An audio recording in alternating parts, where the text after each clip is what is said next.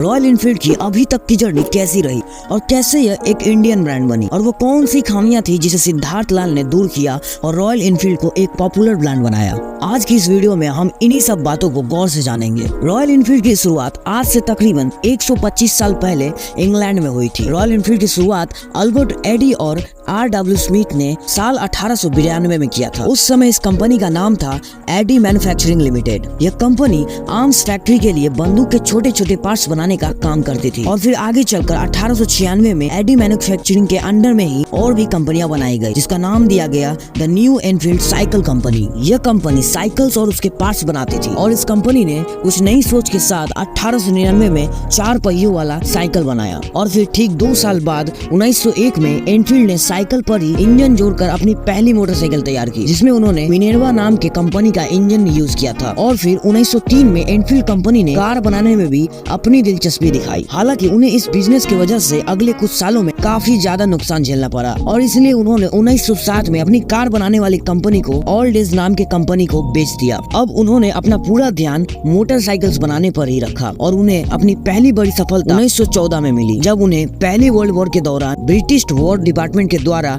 Motorcycle supply करने का बड़ा ऑर्डर मिला। और उसके बाद इंपीरियल रशियन गवर्नमेंट ने भी उन्हीं से मोटरसाइकिल खरीदने का फैसला किया और यहाँ से एनफील्ड की मोटरसाइकिल्स काफी तेजी से प्रसिद्ध होने लगी। और फिर दूसरे वर्ल्ड वॉर के दौरान ब्रिटिश अथॉरिटीज ने एनफील्ड के साथ मिलिट्री मोटरसाइकिल्स बनाने का एक बड़ा कॉन्ट्रैक्ट साइन किया और फिर दूसरे विश्व युद्ध में एनफील्ड की मोटरसाइकिल्स काफी बड़े पैमाने में बेची गई। इंडिया में रॉयल एनफील्ड को 1949 में लाया गया था। हालांकि लोगों ने एनफील्ड को 1954 से पसंद करना शुरू किया, जब इंडियन गवर्नमेंट ने इस बाइक को पुलिस और आर्मी के लिए यूज करना शुरू किया था। उस समय एनफील्ड की 350 सीसी मॉडल की 800 बाइक्स मंगाई गई थी। 1955 में एनफील्ड कंपनी ने मद्रास मोटर्स के साथ पार्टनरशिप की और इसी तरह शुरुआत हुई रॉयल एनफील्ड इंडिया की। मद्रास मोटर्स ने पहली बार 350 सीसी मॉडल की मोटरसाइकिल बेची और इसके कंपोनेंट्स वे इंग्लैंड से मंगाते थे। और फिर 1962 से मोटरसाइकिल्स के सभी कंपोनेंट्स इंडिया में बनने शुरू हो गए। आगे चलकर इससे एनफील्ड इंग्लैंड को जबरदस्त घाटा हुआ और इसलिए 1971 में वो कंपनी बंद करनी पड़ी, लेकिन भारत में मोटरसाइकिल्स का प्रोडक्शन जारी रखा गया। हालांकि भारत में भी इस कंपनी को घाटा ही हो रहा था, इसीलिए यह कंपनी आगे चलकर आइसर कंपनी के साथ जुड़ गई और फिर आइसर ग्रुप के मालिक विक्रम लाल के बेटे सिद्धार्थ लाल ने साल 2000 में आउटलेट्स और मार्केटिंग के दम पर